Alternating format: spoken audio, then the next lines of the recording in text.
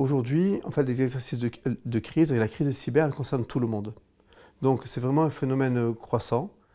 Il faut s'y préparer.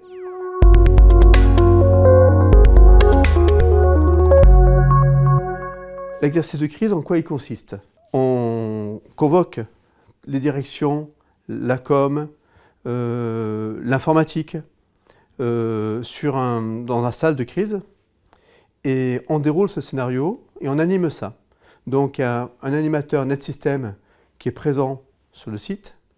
Il y a une équipe qui est à distance et qui interopère et qui va lancer des événements tout au fil d'une demi-journée pour pouvoir simuler un incident. Une fois que l'exercice de crise est réalisé, on fait un débriefing rapide avec les équipes. Donc à chaud, et c'est très riche d'expérience. Donc on a vraiment le ressenti, les difficultés, on fait un tour de table avec tous les participants. Ensuite, on fait un rapport complet sur cet exercice-là et on note les écarts entre les bonnes pratiques et ce qui a été mis en place. Et ces écarts, on les intègre à un plan d'action qui va s'intégrer au plan d'action global de la cybersécurité de l'entreprise. Et ce plan d'action, on accompagne les entreprises à le mettre en œuvre, et ça au fil des mois. On va faire des exercices de crise qui vont être relativement simples pour les entreprises chez qui c'est le premier exercice, et puis on peut complexifier l'exercice pour d'autres, ou on peut intensifier les modalités et l'aspect critique. Donc on a un niveau de sévérité et on peut faire bouger le curseur jusqu'à une mise en stress forte des équipes et des collaborateurs, de manière à ce qu'ils soient...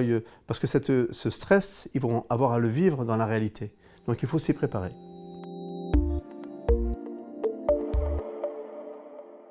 Souvent, quand on intervient aujourd'hui sur les problématiques d'exercice de crise, c'est une réponse à des plans de continuité d'activité qui n'ont pas été complètement aboutis, qui sont trop théoriques, qui sont trop hors sol.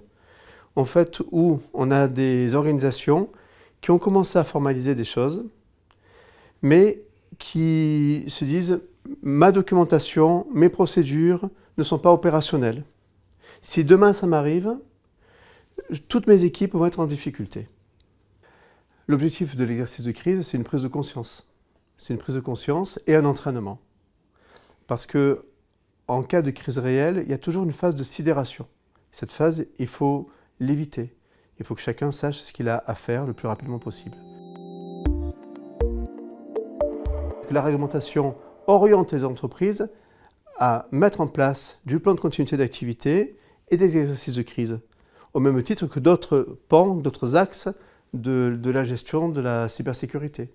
Parmi les réglementations qui sont présentes aujourd'hui ou qui vont bientôt arriver, il y a NIS2, il y a DORA pour le secteur financier, et dans ces deux cas, l'exercice de crise et le PCA sont obligatoires.